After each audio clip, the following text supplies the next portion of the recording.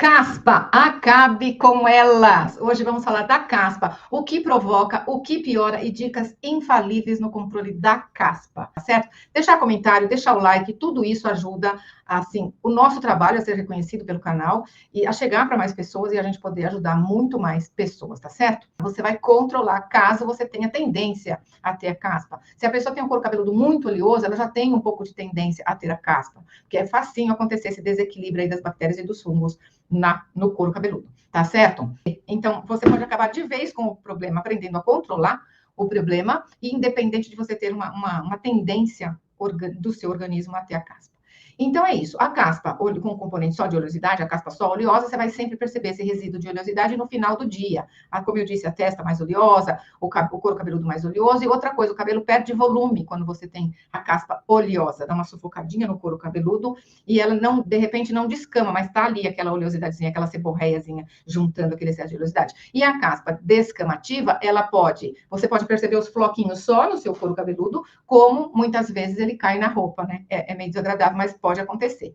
E são vários fatores que estão relacionados aí à presença da caspa. Eu vou falar deles e eu creio que vocês vão entender bem, de uma forma muito gostosa, de como controlar e acabar de vez com esse problema na tua história, entendendo o problema, tá certo? A caspa, como eu disse, é muito comum, a gente pode dizer que 40% das pessoas têm predisposição à caspa, e, estatisticamente, até 80% das pessoas podem ter caspa pelo menos uma vez na vida, para vocês terem ideia como que é o fator caspa. E eu vou explicar os principais fatores que agravam ou que desencadeiam a caspa, e aí você vai entender bem o que eu estou falando. Eu não aconselho lavar o cabelo todo dia. Por quê? Porque o couro cabeludo demora muito para secar, por mais que você seque o fio.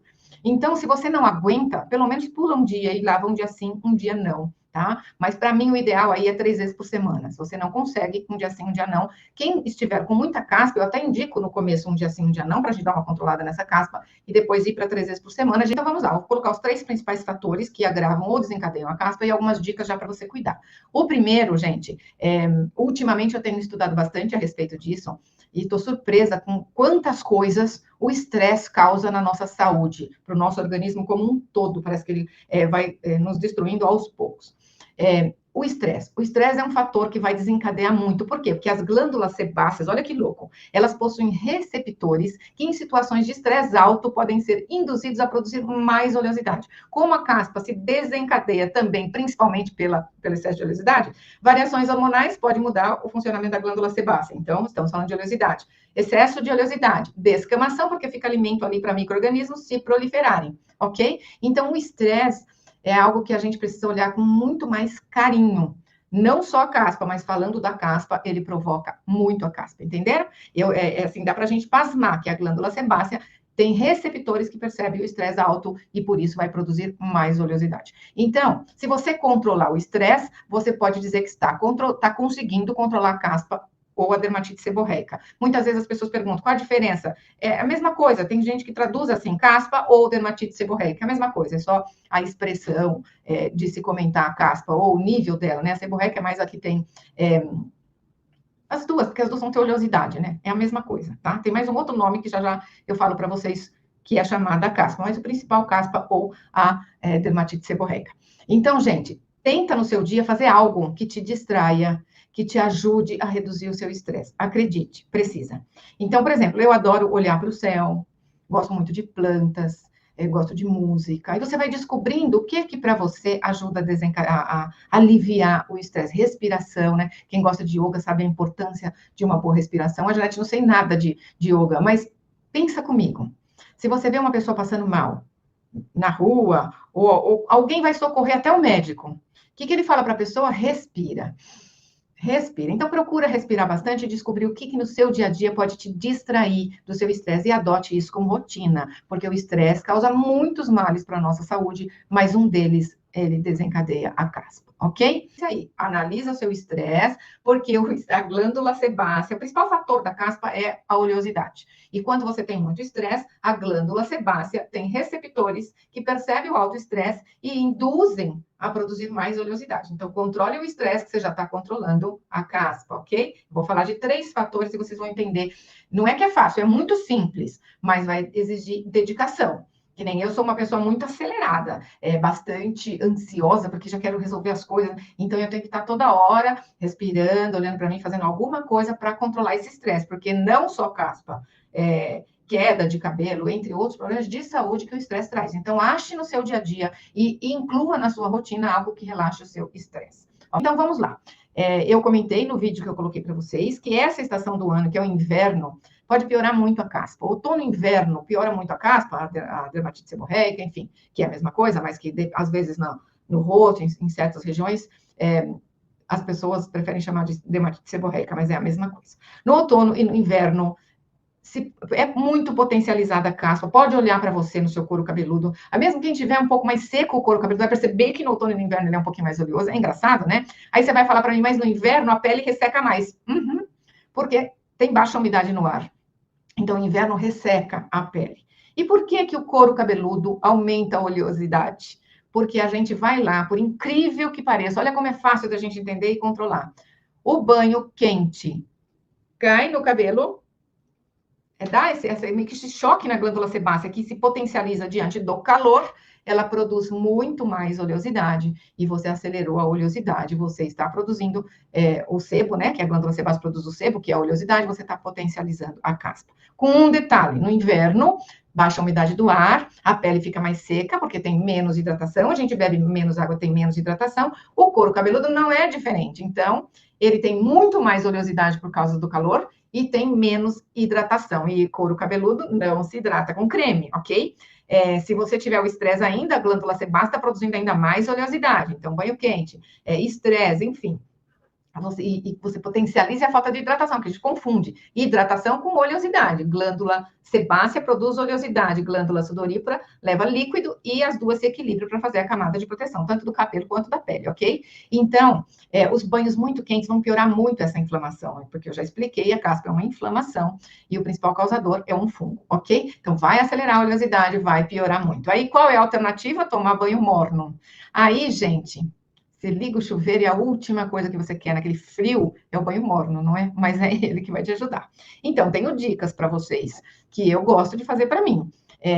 Eu tenho muito frio, então eu tomo banho quente, faço aquelas dicasinhas que eu explico para vocês, passando o óleo de pernas no corpo para melhorar a película de proteção, lavo o corpo, a hora que eu vou lavar o cabelo, eu dou uma abridinha mais no shampoo, deixo mais a cabeça, porque só a cabeça não fica tão gelado, mais gelado é o corpo, faz esse teste que você vai ver, e lava o cabelo. Se você não aguentar isso, tenha um banho mais rápido. Ai, Janete, eu não aguento, tem que ser quente, seja mais rápida no seu banho. Aí eu vou dar alguma dica de como lavar e eu mando você deixar um pouco o shampoo para ele combater bastante esse fungo, que é o causador da caspa. Você sai um pouquinho desse banho tão quente, pode deixar o corpo mais quentinho se você quiser, mas deixa menos a cabeça, entendendo que vai piorar ou desencadear a caspa. Você nem tá com a caspa. Chega no inverno, você tem caspa. Por quê? Porque você vai tomar o banho quente. Se estiver estressada, ainda piorou, como eu falei. Tá certo? A Mira tá dizendo, água fria é o ideal. Ah, com certeza.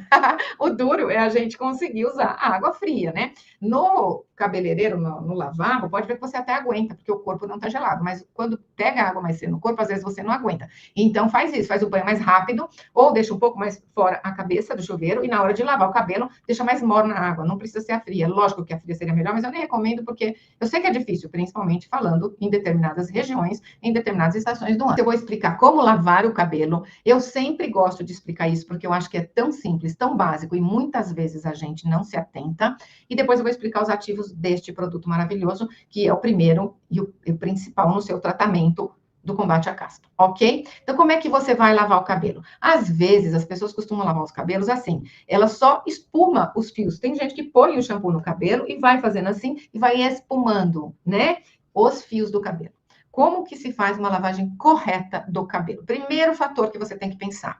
Eu estou lavando, independente de ser caspa ou não, tá? Essa é a lavagem correta. Eu estou lavando o meu cabelo. E quem é o principal responsável pelo meu cabelo? O meu couro cabeludo. É ele que eu estou lavando. O fio, eu vou lavar por tabela, porque a hora que eu realmente esfumar o produto no couro cabeludo, já vou estar lavando o fio do cabelo. Então, é isso, tá?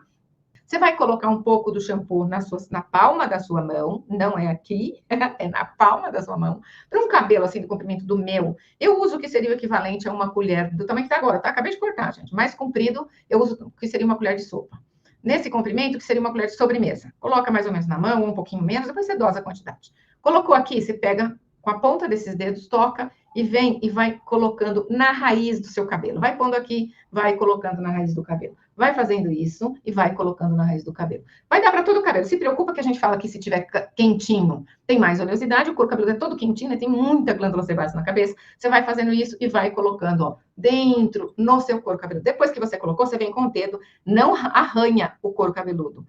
Lava, massageando, vai fazendo isso e vai lavando seu couro cabeludo inteirinho. Vai tendo a certeza que o shampoo está pegando no seu couro cabeludo e vai espumando o couro cabeludo. Depois você espuma o fio, que nem vai precisar, que você vai ver que se fizer isso, o fio automaticamente vai espumando nessa confusão de lavar o couro. O seu objetivo quando lava a cabeça é lavar o couro cabeludo. Tá? Depois você passa um pouco no fio, porque automaticamente esse pó que está no fio, essa sujeirinha que está no fio, ela vai sair conforme você lavou o couro cabeludo. Seu foco é o couro cabeludo. Tem gente que vai lá e só espuma o fio, não presta atenção, ok? Então aplica, faz espuma no couro cabeludo. Depois que você fez a espuma no couro cabeludo, aí você pode saboar o cabelo inteiro. Eu gosto de fazer isso, dar uma enroladinha assim, ó, porque ele está com espuma, e deixo agir de 2 a 3 minutos. Se você quiser deixar mais tempo, você deixa, para que ele combata o fungo da caspa grave, que a caspa é um fungo, tá? É uma inflamação provocada aí por bactérias e fungos, e principalmente pelo fungo Octosporum ovário.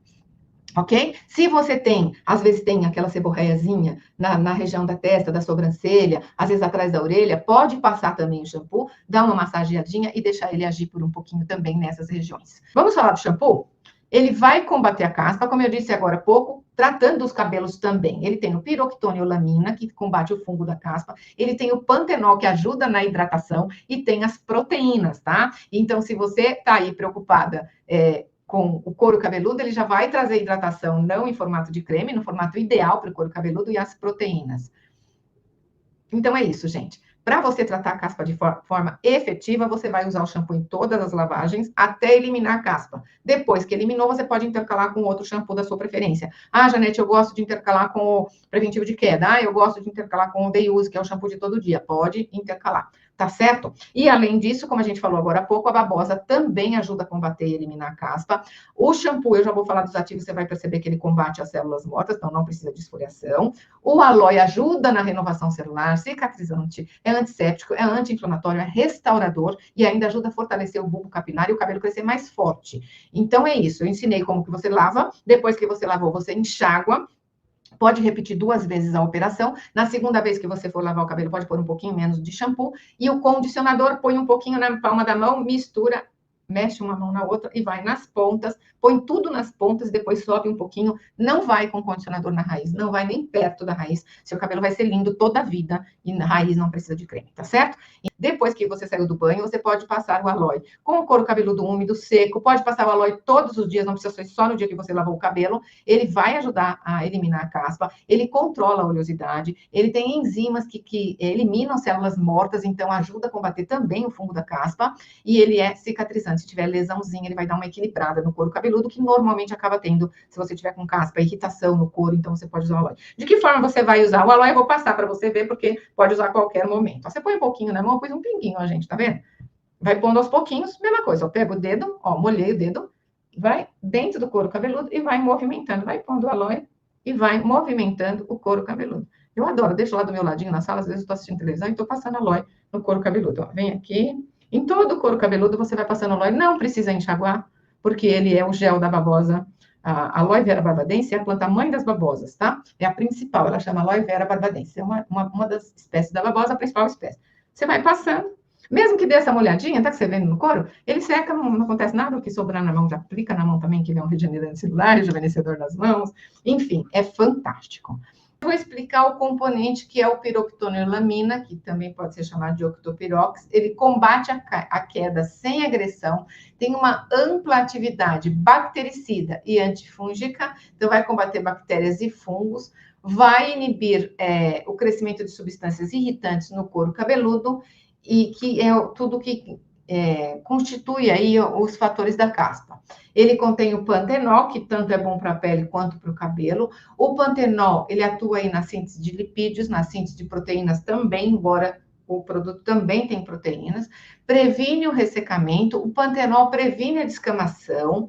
Em outras aulas eu sempre explico também que se o couro cabeludo descama demais, ele deixa os alimentos aí para micro-organismo, e às vezes nem é caspa, mas vai virar caspa. Eu vou falar mais algumas coisas, eu fiquei nessas 3 dicas, mas eu acho que eu falei tudo, porque se você controlar isso, você controlou a caspa, tá? E as proteínas que vão trazer alto poder de hidratação, maleabilidade para os fios do cabelo, vai nutrir a raiz dos cabelos sem ser creme, e vai dar brilho, penteabilidade, e vai evitar que os cabelos fiquem danificados e quebradiços. Tudo isso num produto que vai combater o fungo, as bactérias e vai tratar o seu cabelo, tá certo? Então, essas são as 3 dicas. Você cuidar aí do estresse, tá certo? De a lavagem correta e evitar o banho muito quente. Só isso, se você fizer, você vai zerar o problema da sua caspa. A não ser que ela seja um fator muito, muito, muito grave, certo? Que precise de medicamentos para ajudar a controlar esse fungo. Mas a grande maioria das pessoas, cerca de 80, 90, mais de 90% das pessoas, é só controlar esses 3 fatores que você está controlando a caspa. Tenho mais duas dicas para vocês aí, para completar tudo que a gente falou até agora.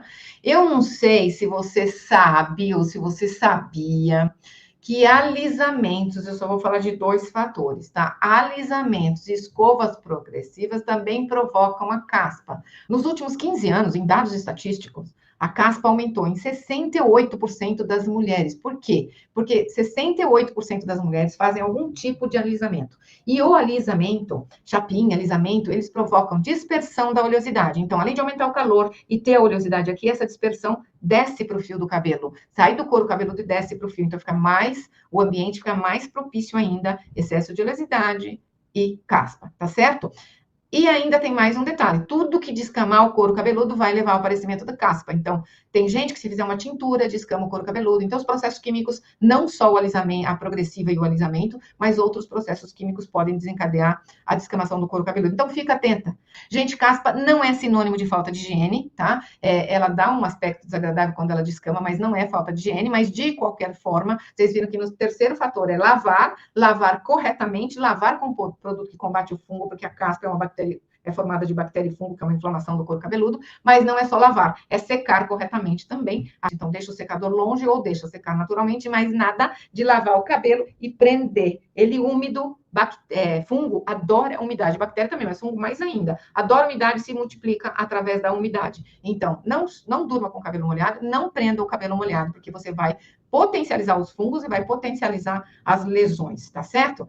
Quase todos nós estamos sujeitos a caspa, porque ela vem da oleosidade. Então, vale a pena você ficar antenado e perceber alguma coisa, começar a cuidar. A diferença é que essa queda de cabelo provocada pela caspa, você tratando, usando shampoo de caspa, não precisa nem usar de queda, só o de caspa já vai equilibrar a caspa.